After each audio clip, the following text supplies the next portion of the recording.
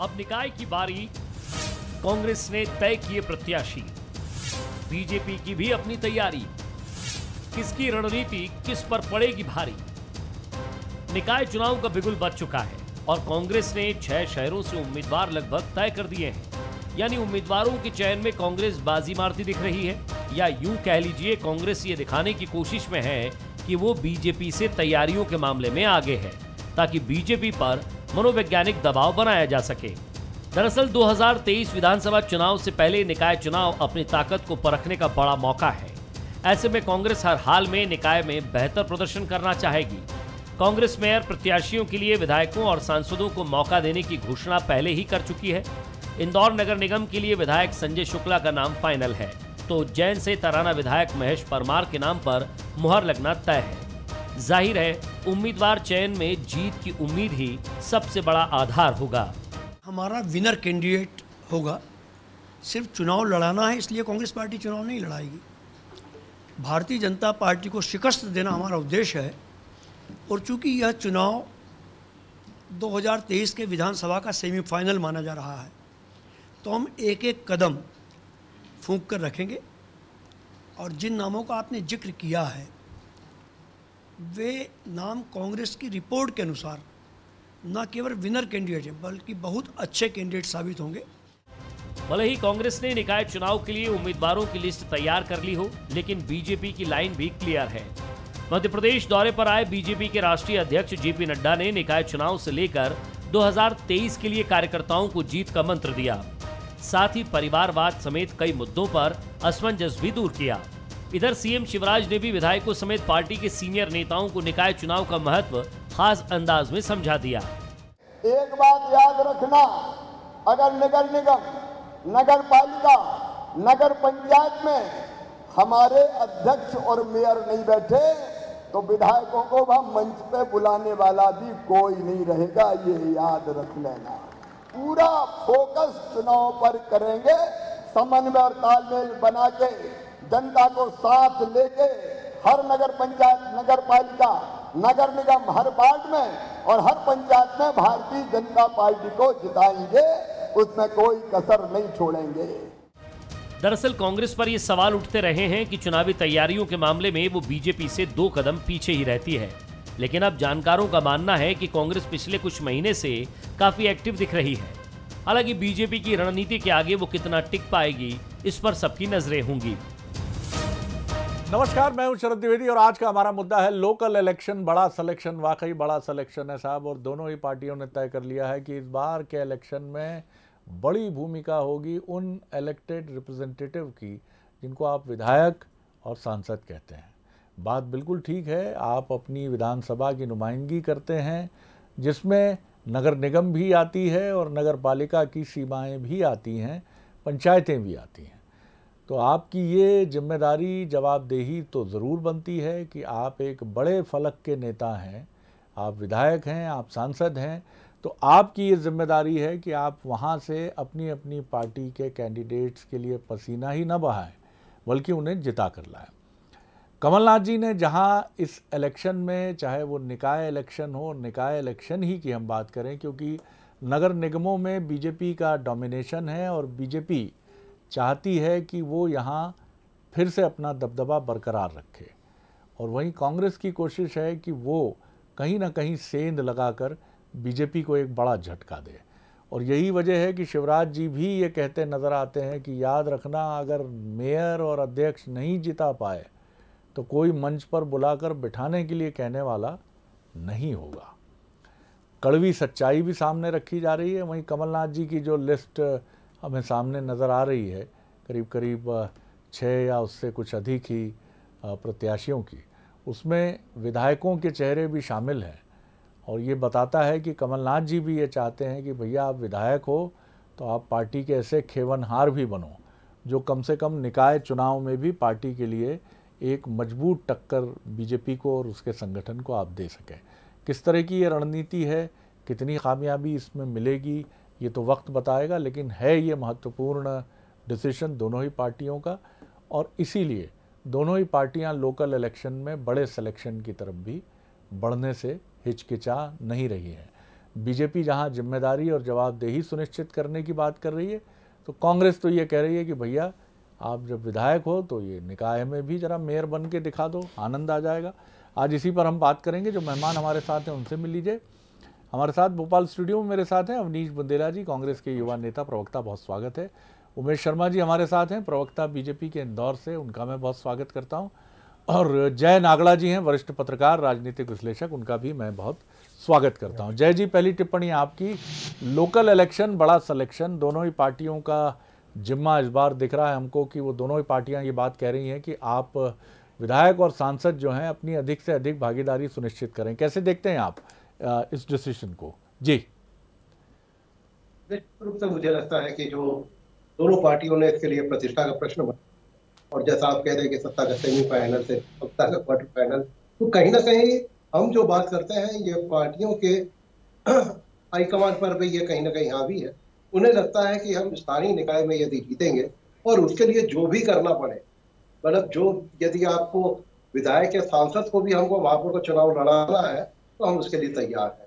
तो मुझे लगता है कि ये जो रणनीति है करो या मरो वाली जैसे स्थिति में दोनों पार्टियां आ गई हैं, तो निश्चित रूप से चुनाव तो थोड़ा सा कठिन होगा और दोनों के लिए प्रतिष्ठा का सवाल होगा, और इसीलिए शायद सब कुछ दांव पे लगाने के लिए दोनों पार्टियां तैयार हैं। जी, और आने वाला समय आएगा कि क्या रणनीति किस तरह से किसकी कामयाब।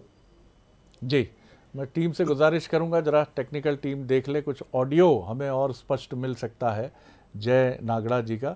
अभी वो ऑडियो थोड़ी तो गले में खराश है, लेकिन थोड़ी सी तकनीकी खराश भी है, तो ये दोनों दूर हो जाएंगी तो आनंद आ जाएगा, बहुत ही बढ़िया तरीके से चीज़ें आगे बढ़ेंगी। जी, अवनीश बुंदेला जी, आपकी क्या टिप्पणी है? आपके यहाँ तो एक विधायक महोदय भी नज़र आ रहे हैं, चयनित जो सूची अभी मानी जा रही है कि यह आपकी अधिकृत सूची है। जी, देखिए ये बात साफ है कि ये जो नाम कमलनाथ जी की तरफ से घोषित किए गए हैं पार्टी की तरफ से, ये सर्वे के बाद घोषित किए गए हैं। और चाहे इंदौर हो, उज्जैन हो, आपने देखा ये बात हम स्वीकार करते हैं कि जितने भी नगर निगम है वर्तमान में वहाँ भाजपा काबिज है।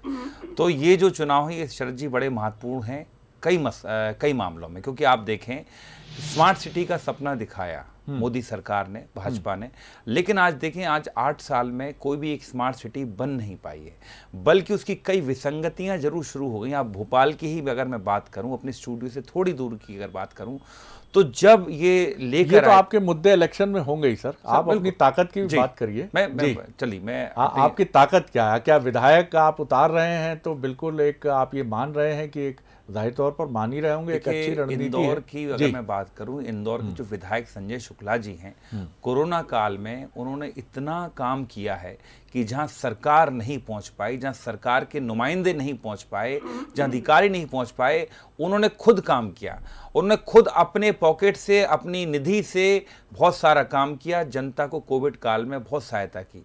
तो मुझे लगता है जो भी नाम आए शरद जी, वो नाम बहुत प्रभावी हैं। और ये बात देखिए सही है कि कांग्रेस सदैव इस मामले में लीड लेती, चाहे 28 सीटों पर जब टिकट घोषित करने की बात थी शरद जी, हमने पहले प्रत्याशी घोषित किए थे।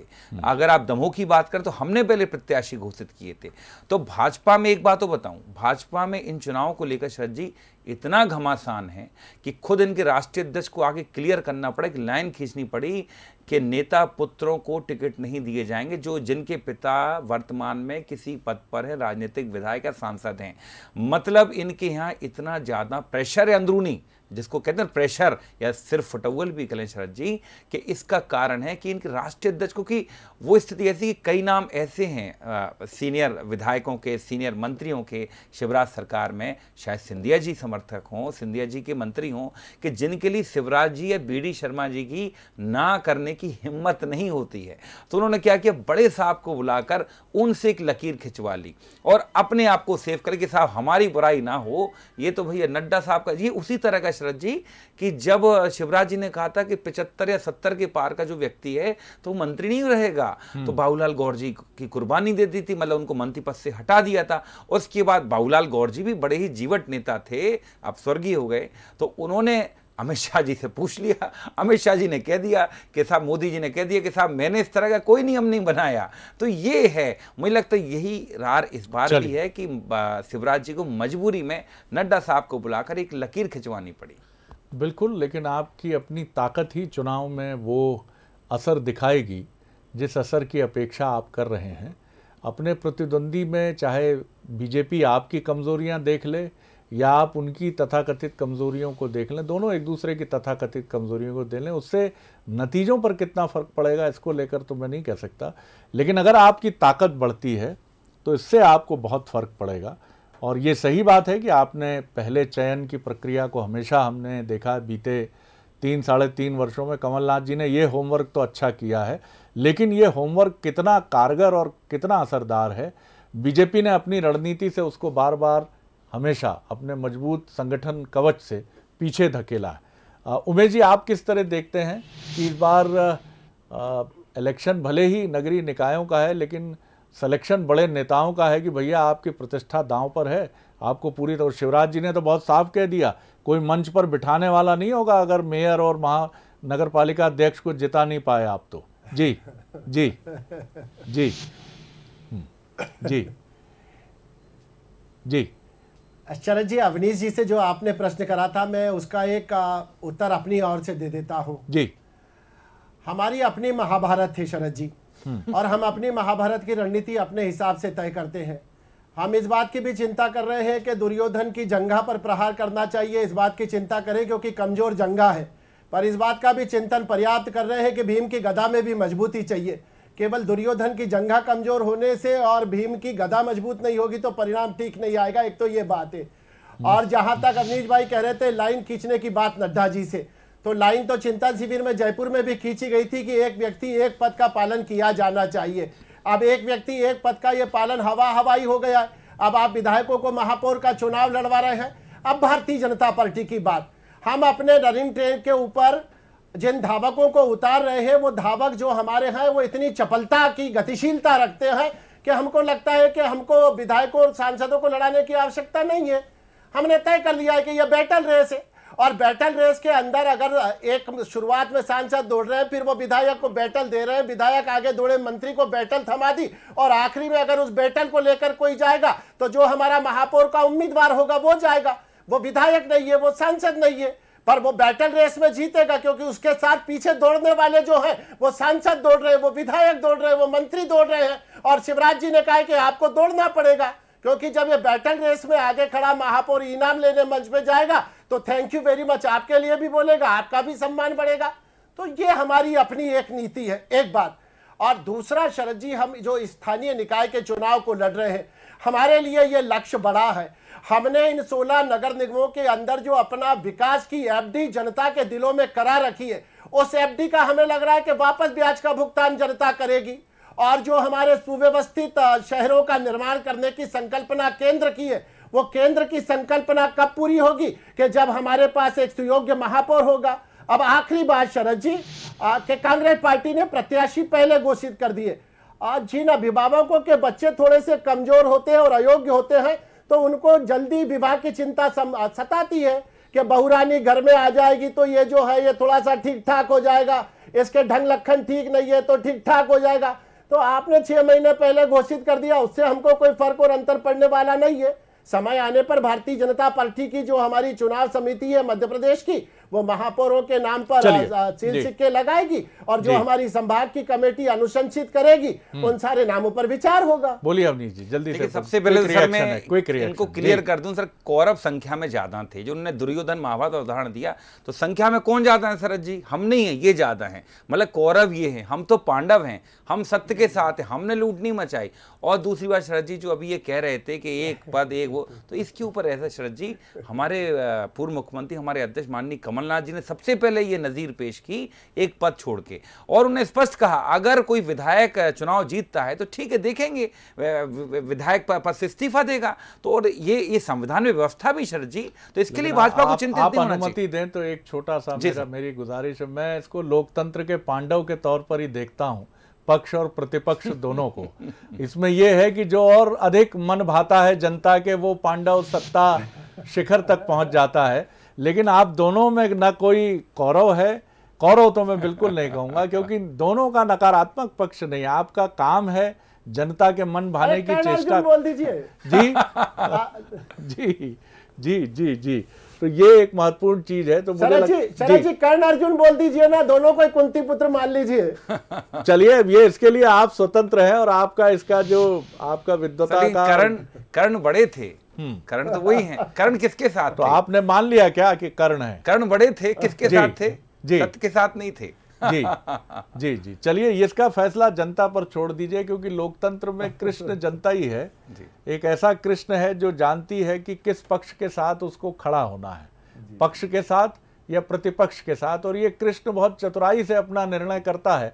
हालांकि कृष्ण के निर्णय पर सवाल भी उठते हैं, और लोकतंत्र में ये जो कृष्ण है, इस पर कभी ईवीएम के प्रश्न उठाए जाते हैं, कभी ये उठाया जाता है कि जनता पर मनमोहिनी फेर दी, लेकिन जनता कृष्ण है, उस पर कोई मनमोहिनी नहीं फेर सकता। आपकी मनमोहिनी है लोक हितकारी कार्य आपके। जय जी, ये बड़ा आनंद आता है जब उमेश जी और बुंदेला जी होते हैं, तो एक दार्शनिक चर्चा भी अनायास ही मुड़ जाती है। ये महाभारत की बात निकली जी, सही बात है। हम नहीं तय कर सकते कि कौन कौरव कौन पांडव, लेकिन मुझे लगता है कि शायद द्रौपदी के किरदार में तो जनता ही है। उसका कब चीरहरण होगा, कब विकास के नाम पे वो ठगे जाएंगे, ये बात कहीं ना कहीं मुझे लगता है जनता की स्थिति द्रौपदी की तरह है। और ये आपने हरिशंकर परसाई और शरद जोशी की याद दिला दी। चलिए, मैं फिर मुद्दे की तरफ लौटता हूँ। और लोकतंत्र में ये बहुत कि जनता चीरहरण से बच जाए, ये कौन श्री कृष्ण आएगा। तो ये महत्वपूर्ण है। यही जो बैठे हैं दो, इन्हीं का दायित्व है साहब, और इनके पार्टी के जो और कर्णधार हैं, ये इन्हीं लोगों का दायित्व है। और मुझे बहुत अच्छा लगा कि बहुत विनम्रता से दोनों संजीदा राजनेताओं ने इस बात को स्वीकारने की तरफ कहा कि नहीं, ये दायित्व हमारा है और हम पूरी गंभीरता से इसको निभाएंगे। मुझे ये बताइए कि ये जो रणनीति है जय जी, ये रणनीति किस तरह की है? मुझे लगता है उमेश जी कहीं उनको अचानक अनायास कुछ आवश्यक कार्य से थोड़ा उठना पड़ा है, क्योंकि आप जहाँ रहते हैं वहाँ कई बार इस तरह की चुनौतियाँ और दायित्व जिम्मेदारी आते हैं। आप मुझे ये बताइए कि किस तरह से आप ये देखते हैं कि जल्दी चयन की प्रक्रिया कांग्रेस ने अपनाई है। कमलनाथ जी होमवर्क में बहुत मजबूत है, और हमने लगातार देखा है 2018 से कि वो इसमें आगे रहते हैं। लेकिन आप आगे तो रहते हैं, लेकिन उसके साथ ये भी ज़रूरी है कि जिन प्रत्याशियों को चुना जाए उन्हें संगठन रूपी इंजन पूरी ऊर्जा के साथ आगे भी ले जाए।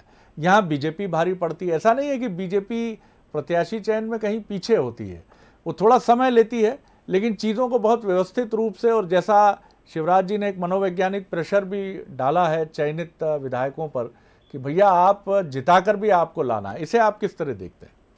शरद जी, देखिए, ये बात बिल्कुल सही है कि कांग्रेस ने अच्छा काम किया, क्योंकि उसने अपने प्रत्याशी जल्दी समय पर घोषित कर दिए। लेकिन ये बात भी सही है कि बीजेपी में जो इस तरह की व्यवस्था है, वहां पे एक पूरा संगठन काम करता है, जहां पर एक व्यक्ति को यदि टिकट दे दिया तो वो एक दूल्हा भी आप ही और बराती भी आप ही को सारी कुछ सजाना है। मुझे लगता है कि ये एक संगठन के स्तर पर बड़ी कमी है। अब इसको मैं दूसरी तरह से थोड़ा सा यदि देखूं, जैसे आज की तारीख में भाजपा यदि सत्ता में है, तो निश्चित रूप से सत्ता के जो वहां पर टिकट के दावेदारों की संख्या भी ज्यादा होती है, तो वहां पर अब ये मुश्किलें ज्यादा हो जाती हैं। जब कांग्रेस सत्ता में होती तो वहां भी वही सिरफोटोल होती थी, वहां दावेदार ज्यादा होते थे, तय करना मुश्किल होता था। तो ये दिक्कत किसी पार्टी विशेष की मैं नहीं मानता हूं कि ये कांग्रेस या भाजपा की है। जिस समय भाजपा विपक्ष में थी तो वो आसानी से अपना महापौर तय कर लेती थी, और कांग्रेस में अपना प्रत्याशी लास्ट मोमेंट तक होता था। तो कहीं ना कहीं ये स्थिति सत्ता से जुड़ी हुई है। जब आप सत्ता में दिखते हो और आपकी संभावनाएं ज्यादा दिखती हैं, तो वहां कैंडिडेट ज्यादा दिखते हैं, और वहां ये इस तरह की स्थिति ज्यादा बनती है। शिवराज जी ने जिस तरह से आगाह किया है जय जी, वो शायद आप जिस बात की तरफ इशारा कर रहे हैं उसी चुनौती की तरफ इशारा किया है उन्होंने, कि आप सत्ताधारी दल के सदस्य हैं और इसलिए आपके सामने चुनौती ज़्यादा है। लेकिन उन सारी चीज़ों को, जो भी मन के मनोमालिन्य हैं, जो भी एक दूसरे को लेकर प्रतिस्पर्धा या तथाकथित कटुता का भाव है, उन सबको विस्मृत कर दीजिए, क्योंकि ये आप ही के लिए ज़रूरी है, ये आप ही के सम्मान को बढ़ाएगा। ये भी बड़ी युक्ति संगत और नीतिगत बात उन्होंने कह दी है। जी शरद जी, ये बात सही है कि अब कांग्रेस ने यदि अपना कैंडिडेट कर दिया है तो उसके पास समय है अपने रूठे हुओं को मनाने का, अपनी सारी जमावट जमाने का, तो ये उसके लिए कुछ फायदेमंद हो सकता है। लेकिन क्या ये कितना कर पाते हैं, ये इम्पोर्टेंट है।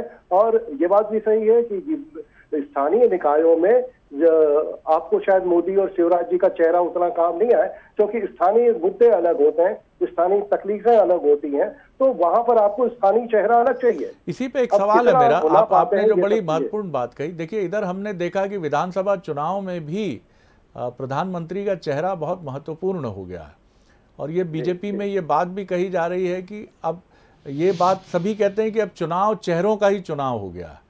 तो क्या आपको लगता है कि कई मुद्दे ऐसे हैं राष्ट्रीय परिदृश्य के, और मोदी जी की भी हम बात करें और डबल इंजन का नारा बीजेपी का रहता ही है, तो क्या निकाय चुनाव में भी आपको लगता है कि ये बात तो उठेगी? बहुत संक्षेप में जवाब चाहूंगा कि वो इश्यूज रहेंगे।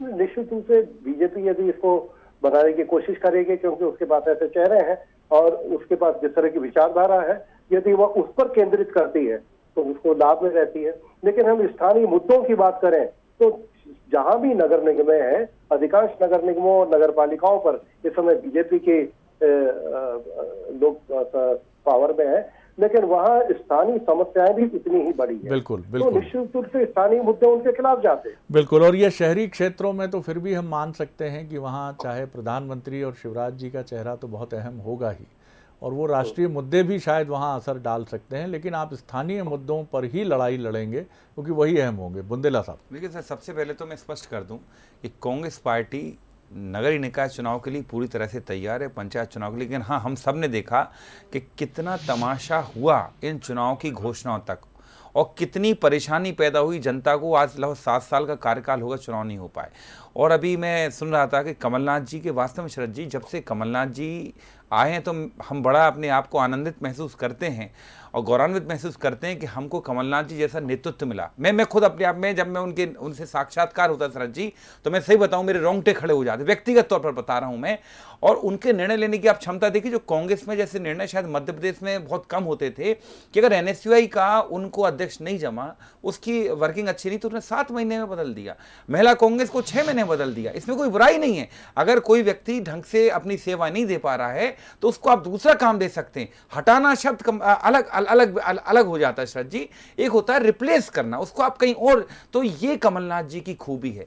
कमलनाथ जी निर्णय इतनी जल्दी लेते हैं, इतनी फुर्ती में निर्णय लेते हैं, उनके निर्णय बड़े प्रभावी होते हैं। देखिए आज हम इससे उनका आकलन नहीं करें कि 15 माह की सरकार चला पाए, ठीक है, कई बार आज महाराणा प्रताप की जयंती है। महाराणा प्रताप भी देखा जाए तो कई बार अपने जीवन काल में युद्ध कौशल में धोखा खाए, लेकिन वो वीर थे। कम है। जी, बोल लीजिए। तो मैं वही निवेदन कर रहा था। कमलनाथ जी के नेतृत्व में कांग्रेस पार्टी की ताकत पूरी तरह से तैयार है, और आप देखेंगे हम चुनाव पूरी ताकत, क्योंकि स्थानीय मुद्दे हैं उन पर कमलनाथ जी ने पहले ही जो जन जागरण यात्रा या जो घर चलो घर घर चलाओ अभियान के माध्यम से हमने उन मुद्दों को इरेज किया, उठाया है।